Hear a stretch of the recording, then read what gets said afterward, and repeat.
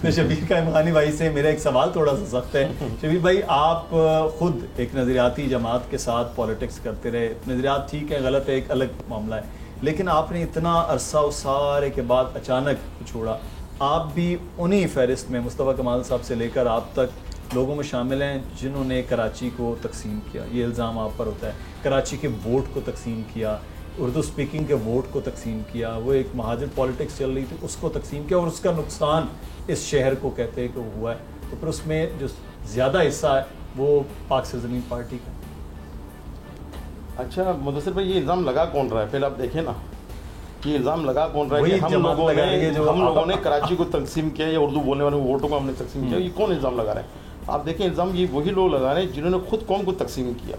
अच्छा, बिल्कुल बिल्कुल। ये बात मैं बबांगे दिल आपके टीवी चैनल से मैं नाज़रीन तक पहुँचाना चाहता हूँ कि देखें, उर्दू बोलने वाले कभी भी कोई तासुब, लसानियत, असबियत नहीं करते थे। अल्हम्दुलिल्लाह पाकिस्तानियत का प्रचार करते थे, लेकिन उन लोगों को एक गलत सिम की तरफ डाइवर्ट किया गया, और यकीन उसमें एक बड़ी 3 दहाई से ज़्यादा का वक्त, एक अरसा गुजर गया। बल्कि हम लोग तो लोगों को एहसानमंद होना चाहिए, कराची के लोगों को, खासकर उर्दू बोलने वाले को के साथ साथ दीगर लोगों को, कि पाक सरज़मीन पार्टी ने, सईद मुस्तफ़ा कमाल ने, कि अपनी पूरी जो नौजवान हमारे यूथ हैं या दीगर लोग जो हैं गलत रवैये पे निकल पड़े थे, उनको एक सही रास्ते पर लेकर आए हैं कि वो रास्ता सही नहीं था। जहाँ पे लोग मुसलमान के गले काट रहे थे, इसी कराची में लसानियत और असबियत के नाम पे रोज़ाना के लोग मर रहे थे, बेगुनाह लोग मारे जा रहे थे। अल्हम्दुलिल्लाह आज ऐसा नहीं है इस कराची में। कराची बिल्कुल पीसफुल है, पूरा मन है कराची में। तो आप इस ईद पे सिर्फ गाय कटी हैं सर, मैं बात सुने ना, कराची में लॉ इन्फोर्समेंट एजेंसीज का एक रोल रहा है अमन अमान कायम करने में, तो वहाँ एक पाक सरज़मीन पार्टी का भी एक रोल रहा है। वरना तो कराची में रोज़ाना लाशें गिरती थी। तो एहसानमंद होना चाहिए मुस्तफ़ा कमाल और पीएसपी का। कराची की आवाम को हमने कोई तकसीम नहीं किया, हमने तो सबको मिलाया है, सब भाइयों को मिलाया है, सबको हमने जोड़ा, और जोड़ने की बात कर रहे हैं। जोड़ने की बात तो पैगम्बरों ने और औलियाओं ने की है। तो ये काम तो बहुत बड़ा काम है, अल्लाह ताला नबियों से लिया ऐसा काम। तो हम तो वो काम कर रहे हैं। तो इंशाल्लाह आप देखिएगा कि आज ईद के दिन ये खुशी का दिन है, और आपके चैनल की तवज्जो से एक मरतबा में फिर पाकिस्तान और पाकिस्तान से बाहर जहाँ जाए लोग ये देख रहे हैं, प्रोग्राम देख रहे हैं, सबको ईद मुबारक हो। ईद उल अज़हा की बहुत बहुत ढेरों ईद मुबारक हो। नेक तमन्नाएं हमारे साथ हैं।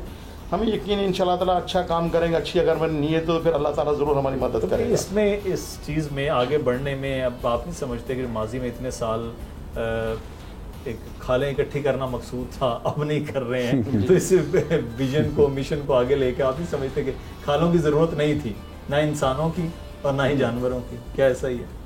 देखिए, मैं ये बड़ी डिटेल बात हो जाएगी तो अच्छा नहीं लगता है। ईद के दिन प्रोग्राम देखने वाले भी बोलेंगे यार ये बात कर रहे हैं, अच्छा नहीं लगता है। तो हम तो खैर बहरहाल वो वक्त तो गुजर गया ना, वो एक माजी का हिस्सा हो गया। मैं इसीलिए पूछ रहा कि वो नहीं होना चाहिए। नहीं, हम तो ये कहते हैं कि माजी की गलतियों को ना दोहराएं, इस्लाह करें। इंसान को अल्लाह ताला ने अकल व शऊर से नवाजा है। जो हमसे गलतियाँ कोताहियाँ हुई, यकीन हम भी हिस्सा थे ना, ये अलग बात है, हम खामोश थे लेकिन हिस्सा तो थे, हम सब पार्ट थे उसका। तो अब ये कहते हैं कि नहीं सारा मलबा एक तरफ डाल दें, नहीं, हम उसका हिस्सा थे। लेकिन अब हमने अगर इस्लाह कर ली है और अपने कुछ ख्याल आ गया है, तो अब लोगों को भी चाहिए कि फिर लोग हमारे अमल को देखें, हमारे किरदार को देखें, हमारे काम को देखें, हमारे डिवीज़न्स को देखें, हमारी परफॉर्मेंस को देखें, तो हमारे सारा उठ खड़े हों। जो ये ताना दे रहे हैं कि यार इन लोगों ने तकसीम किया, माजिर कर लोग, तो ये इस नारे की वजह से तो हमें नुकसान हुआ है।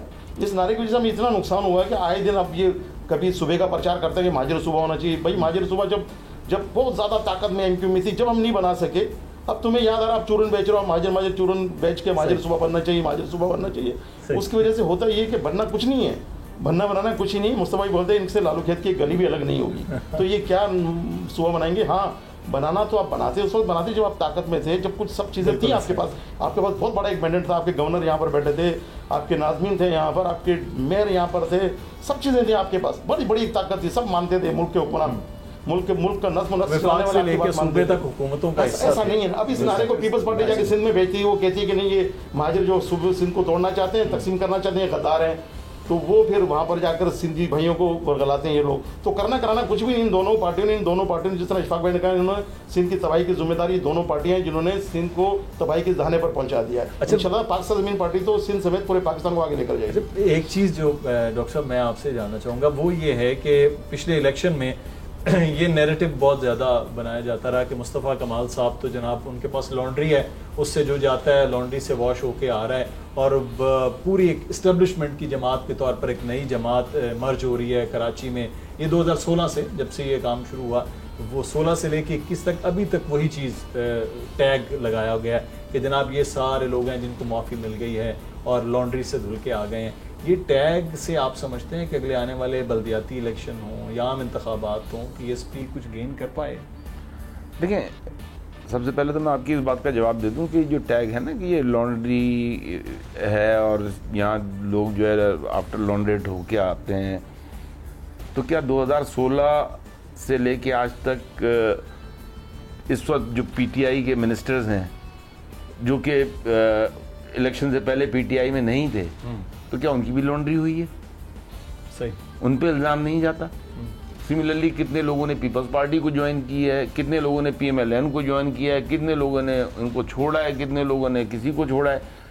तो ये पॉलिटिकल प्रोसेस है। जहाँ तक ताल्लुक़ है मुस्तफ़ा कमाल का, मुस्तफ़ा कमाल ने क्लियर एक मैसेज दिया, और वो मैसेज ये दिया कि इस शहर पे 3 डेकेड तक जो पार्टी रूल करती रही उसका विजन कुछ और था, उसका अचीवमेंट 30 सालों में कोई नहीं हुई, इसीलिए वो अपनी सेनेटरशिप छोड़ के, जिसमें कि अभी 5.5 साल बाकी थे, 104 सेनेटर होते हैं, 105 पूरे पाकिस्तान से, 22 करोड़ अवाम में से, he was one of the senators, वो छोड़ के चले गए।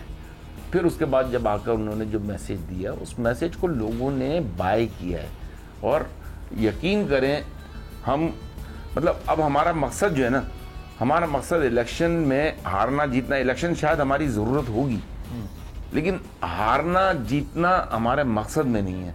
हमारा मकसद सिर्फ ये है कि जो ये मैसेज कन्वे किया गया है उस मैसेज को कैरी ऑन करना है हमने, कि यहाँ पर कराची, जिसको आप मिनी पाकिस्तान कहते हैं, यहाँ जो भी रहता है ये उसका घर है, चाहे वो किसी लसानियत से हो, किसी ज़बान बोलने वाला हो, सब एक है। इलेक्शन से कामयाब नहीं होंगे डॉक्टर साहब, तो कैसे फिर आप उस चीज़ों को, अपने नज़रियात की जो प्रैक्टिकल शेप है वो नहीं कर सकेंगे? तो जब वो जीत ही नहीं पाएंगे तो लोग कहेंगे, वोट देने वाले भी आपको, कि यार जब इख्तियार ही नहीं है कान पानी भाई के पास, वजारत ही नहीं है मंगी साहब के पास, जब इख्तियार ही आपके पास नहीं है, तो फिर कैसे हो? देखें, 2018 के इलेक्शन में हमारे इस बयानिए पर हमें 1600 वोट मिले थे, बल्दिया कॉलोनी NA 249, ठीक है। उस वक्त 2 पार्टियां जीती थी शहर से, एक पीटीआई थी नंबर 1, नंबर 2 MQM। अभी हालिया 249 के इलेक्शन में 1600 से हमने 9,500 वोट लिए हैं, और उनका वोट बैंक जो है वो कम हो गया है, वो 6-7वें नंबर की पार्टी हो गए वहाँ पे। तो अवाम खुद ये चीज़ बाय करती है, ठीक है ना। आवाम का लेवल ऑफ कॉन्फिडेंस जो है वो खुद ब खुद आता है। शेख आप कुछ कहना चाह रहे हैं? मैं ये कहना चाह रहा था, जिसने रशीद भाई ने कहा कि देखो वक्त के साथ साथ लोगों की बातें समझ में आती हैं। आज मिसाल दे दूँ आपको, देखिए इमरान खान साहब इस वक्त मुल्क के वज़ीर आज़म हैं, सदर आरिफ अलवी साहब, डॉक्टर आरिफ अलवी साहब इस मुल्क के सदर हैं, और जिनको मैं जानता हूँ ज़ाती तौर पर, और बहुत से लोगों को जानता हूँ। यहाँ पर जो हमारे अली जैदी साहब हैं, फेडरल मिनिस्टर हैं पोर्ट एंड शिपिंग के, ये अली जैदी साहब 2015 के इलेक्शन में यहाँ ज़्यादा हम बैठे हैं, थोड़ा सा करीब महमूदाबाद से यूनियन काउंसिल का इलेक्शन हार गए थे, ठीक है ना। और 2018 में ये MNA बन के फेडरल मिनिस्टर बन गए। इमरान खान खुद 2002 के इलेक्शन में 5 जगह से खड़े हुए थे, 1 जगह से जीते, 4 जगह से इलेक्शन हार गए थे। खुद आरिफ अलवी साहब पहली मरतबा से 1200 वोट इन्होंने लिए थे, रिकॉर्ड पर मौजूद है, आज मुल्क के सदर हैं। तो आज ये कह देना कबल उस वक्त कि यार 2018 के इलेक्शन में आप हार गए, अब आपकी पार्टी हमेशा कभी जीतेगी नहीं, ऐसा नहीं है। देखो वक्त के साथ साथ ग्रेजुअली लोगों को समझ में आती है, लोगों को नेगेटिव समझ में आता है, बातें समझ में आती है, फिर लोग साथ देते हैं। और हमें यकीन है, जिस तरह अरशद साहब ने कहा कि इसी नेरेटिव के साथ, इसी बयाने के साथ हमने 2016 में इलेक्शन, 2018 में इलेक्शन कंटेस्ट किया था NA 249 पे, तो हमारी कैंडिडेट को वोट मिले थे 1600। आज हमें वोट मिले तकरीबन 10,000 के करीब वोट वहाँ पे मिले हमें, इसी बयाने पे। बयाने हमारा कुछ चेंज नहीं हुआ, हमने कभी कोई यूटर्न नहीं लिया PTI की तरह। बयानी हमारा है कि उसी बयानी पे हम 10,000 वोट तक पहुँचे हैं। और जिन लोगों ने इस हल्के से विन किया था, 35,000, 36,000, 40,000 वोट लेकर जो जीते थे, आज वो आए 5वें नंबर पे। और इक़्तिदार वाली पार्टी MQ, जिनके 2 फेडरल मिनिस्टर हैं, जिनके पास जो इक़्तिदार में है, हुकूमत की शराकती पार्टी है, वो आज आई 6ठे नंबर पे। तो ये बात उनको सोचना चाहिए। हम तो अल्हम्दुलिल्लाह पुरसुकून है और पूरी उम्मीद है आने वाला वक्त इंशाल्लाह पाकिस्तान ज़मीन पार्टी का ही होगा। सब्सक्राइब करें और बेल दबाएं ताकि कोई खबर रह न जाए।